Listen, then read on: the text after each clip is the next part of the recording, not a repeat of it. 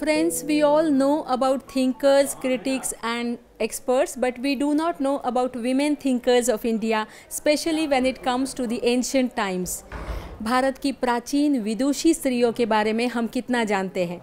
शायद हम कुछ विदुषी स्त्रियों के नाम भी नहीं जानते। आज का ये व्याख्यान और इसका विषय अद्भुत है, क्योंकि ना ही वक्ता अद्भुत है बल्कि विषय है भारत की प्राचीन विदुषियाँ, जिन स्त्रियों ने लिखा भी, सोचा भी, कई विचार किए, कई सिद्धांत दिए और विशेषकर कवयित्री, जिन्हें हम कवयित्री कहते हैं लेकिन कवि मन की स्त्रियां और उनके ज्ञान के बारे में आज हमारे पास जो अतिथि आए हैं डॉक्टर राधा वल्लभ जी त्रिपाठी, वो हमसे बात करेंगे। उनके व्याख्यान के लिए हम सारे यहाँ इकट्ठा हुए हैं। आप सभी का बहुत बहुत स्वागत।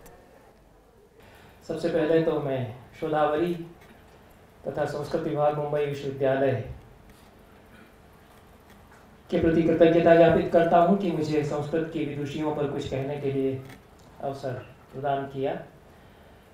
दूसरे, नारायण दत्त एक व्यक्ति के रूप में नहीं, कुछ कतिपय मूल्यों के प्रतीक के रूप में मैं उनका स्मरण करता हूं और वह स्मरण नित्य होना चाहिए। आपने उसका भी मुझे अवसर दिया। नारायण दत्त जी का मेरे साहित्यिक जीवन के निर्माण में योगदान रहा है, महत्वपूर्ण योगदान रहा है। और एक समय था जबकि मैं नवनीत में प्रकाशित किया जाता था। नारायण दत्त जी मेरी हर रचना पर पत्र लिखते थे, कभी कभी लंबा पत्र लिखते थे। मेरी कहानियाँ हिंदी में उन्होंने छापी उसमें, और नवनीत पत्रिका ने एक इतिहास उनके संपादन काल में बनाया उस समय। उन सब पत्रकारिता के एक बड़े प्रतीक के रूप में, और जिन जीवन मूल्यों की चर्चा हमारे मित्र भूपनाथ जी ने की, उन सब के प्रतीक के रूप में नारायण दत्त एक व्यक्ति नहीं, हमारे लिए बड़े मूल्यों के प्रतीक के रूप में स्मरणीय है और नित्य उनकी स्मृति होना ही चाहिए। बहुत बड़ा विषय ये आपने मुझे दे दिया है, तो कहाँ से लिया जाए, कहाँ से छोड़ा जाए, क्या क्या लिया जाए, यह धर्म संकट है। शुरुआत तो वैदिक काल से ही हम करते हैं, और आदरणीय माधवी नरसाले जी ने बहुत अच्छे प्रश्न भी उठाए हैं और संकेत भी कर दिया है। तो जिस परंपरा में मंत्र दृष्टा ऋषि स्त्रियां हुई, और ऋषि शब्द, कवि शब्द, शिशु शब्द, इनके जेंडर नहीं होते, ये स्त्रीलिंग पुल्लिंग में अलग अलग नहीं होते। ऋषि स्त्री के लिए भी आएगा और पुरुष के लिए भी आएगा, कवि स्त्री के लिए भी आएगा, पुरुष के लिए भी आएगा। अगर कोई व्याकरण की जानकार हो, मेरा तो व्याकरण विषय नहीं है, तो स्वीकार करेंगे। अगर व्याकरण में नहीं नियम नहीं भी है तो आचार्य तो यही कहते हैं हमारे यहाँ। मैं उनको उद्धृत करूँगा कि कवयित्री नहीं होता, ये तो हिंदी में तो कवयित्री, कवयित्री जो कुछ लिखते हैं उसका तो संस्कृत में पोएट या पोएटेस अर्थ उस हिसाब से नहीं होगा। जो कविता वो उसमें प्रत्यय जो लगा है, त्र्यच आदि, तो उससे उस सेंस में वो नहीं आता शब्द। तो कवि ही क्यों नहीं कहते, जो हमारी परंपरा बताती है। तो जिस परंपरा में कोई अंतर ही नहीं किया गया, महिला है वह भी ऋषि होगी और कवि होगी, तो वहाँ ये भेदभाव कैसे आ गया और कब जाकर के ये हुआ कि स्त्रियों को वेद पढ़ने का अधिकार नहीं होगा, वो तो एक अलग से विषय है, मैं उस पर चर्चा नहीं करूँगा। वो हुआ, उसको मैं स्वीकार करता हूँ। लेकिन 27 ब्रह्मवादिनियों के नाम बृहद देवता में मिलते हैं, मैं उनको यहाँ नहीं दोहराऊंगा। ब्रह्मवादिनी शब्द ब्राह्मण ग्रंथों में, शतपथ आदि ब्राह्मणों में ईसा से 2000-3000 साल पहले चला आ रहा है। उस समय ब्रह्मवादी है, ब्रह्मवादिनी है। ब्रह्मोद्य एक बड़ा इंस्टीट्यूशन है, तो ब्रह्मोद्य के बहुत सारे वर्णन आते हैं ब्राह्मण ग्रंथों में। तो आज से 3000 साल पहले एक बड़ी संस्था है जिसमें कई लोग मिलजुल करके बैठते हैं, बौद्धिक चर्चा करते हैं, प्रश्न करते हैं, और उसकी सारी नियमावली दी है कि किस तरह से प्रश्नोत्तर इसमें होंगे, कैसे चर्चाएं होंगी ब्रह्मोद्य की। शतपथ ब्राह्मण में उसके नमूने भी मिलते हैं। मेरी जो एक पुस्तक जिसका उल्लेख किया गया यहाँ, उसमें मैंने उदाहरण भी दिए हैं शतपथ से। तो ये इतना बड़ा एक इंस्टीट्यूशन, उसमें ब्रह्मवादिनियों की उपस्थिति तो थी, क्योंकि ब्रह्मवादिनी शब्द का प्रयोग उपनिषदों तक होता आया है।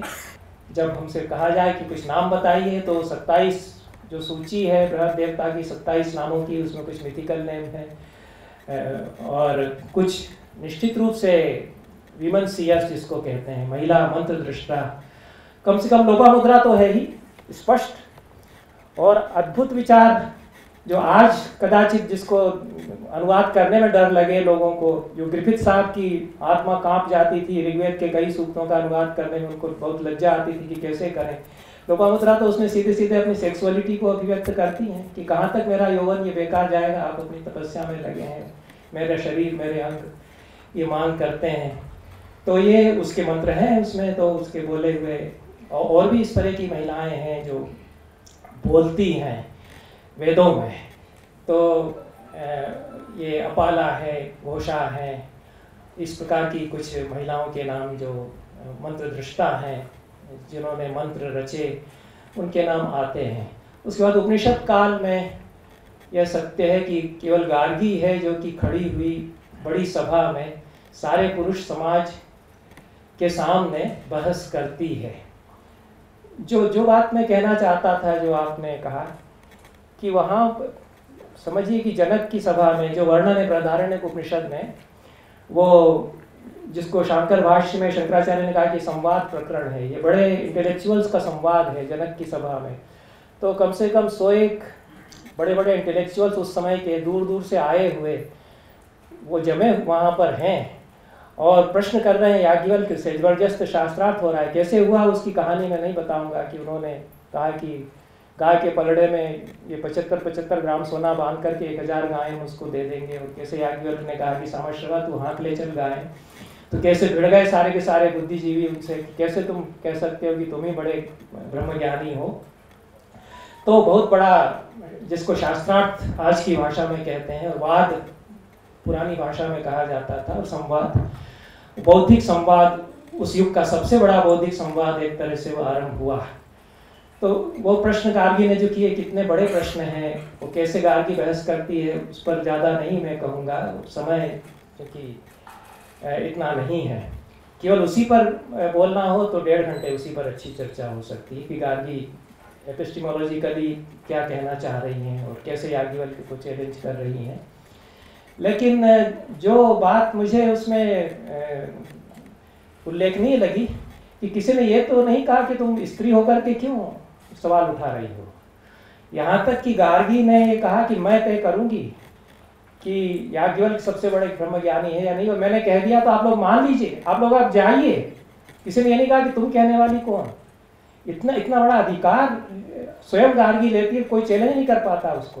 तो गार्गी मतलब एक सहज रूप में उसकी उपस्थिति स्वीकार की गई। जब हम ये प्रश्न उठाते हैं कि कहाँ हैं, कितनी ब्रह्मवादिनियाँ हैं, तो ये बात भी हमको मानना चाहिए कि एक ऐसा खुला समाज है जिसमें स्त्री यदि बाहर निकल करके आ गई है, और यह सही है कि कम ऐसी स्त्रियां हैं, उसके भी कारण हैं, और इसी में आगे चल करके हमको समझ में आ जाता है कि क्यों ऐसा हो रहा है। लेकिन एक समाज ऐसा है जो उसको पूरी तरह से आदर के साथ स्वीकार करता है कि वो अपने समय की बहुत बड़ी इंटेलेक्चुअल है, वो कह रही है तो उस पर कोई सवाल अब नहीं करेगा। किसी ने ये तो कहा ही नहीं कि नहीं तुम कहने वाली कौन। तो ये गार्गी कहती है कि मेरे प्रश्नों का उत्तर अगर याज्ञवल्क्य ने दे दिया तो समझ लीजिए कि कोई उनको जीत ही नहीं सकता। यही उसकी शब्दावली है, मैं संस्कृत में नहीं पढ़ूंगा। उस पर किसी ने नहीं कहा कि केवल तुम ही कैसे कह दोगी। अब और अंत जब होता है, जब फिर से उठती है, फिर प्रश्न करती है और दोबारा प्रश्न करती है, उनका उत्तर याज्ञवल्क्य दे देते हैं। तो कहती है ब्रह्मज्ञानियों, आप लोगों के लिए अब यही उचित होगा कि याज्ञवल्क्य को नमस्कार कीजिए और इनसे छुटकारा पाइए, क्योंकि आप लोग इनसे पार नहीं पा सकते, आप लोग जाइए।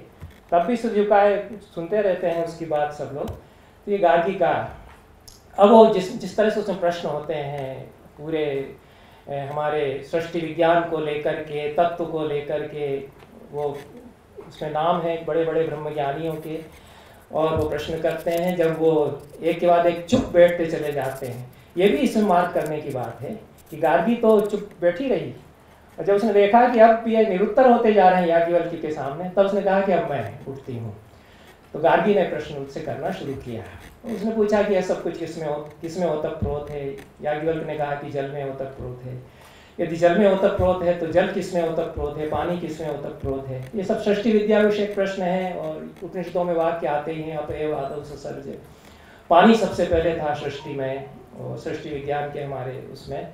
तो याज्ञवल्क्य उत्तर तो ठीक देते चले जा रहे हैं। उसके बाद वो जो तत्व मीमांसा है हमारी, वो प्रतीक हैं हमारे पूरे सृष्टि विद्या के, उनमें सवाल जवाब होता है।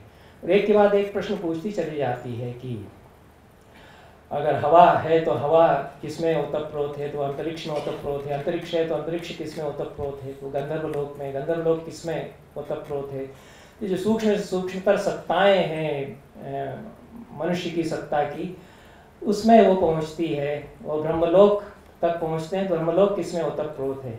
तब याज्ञवल्क्य कहते हैं कि इसके आगे प्रश्न मत कर, ये अनतिक प्रश्न, जिसको बुद्ध ने कहा कि अव्याकृत प्रश्न है, इसके आगे प्रश्न नहीं किया जाता।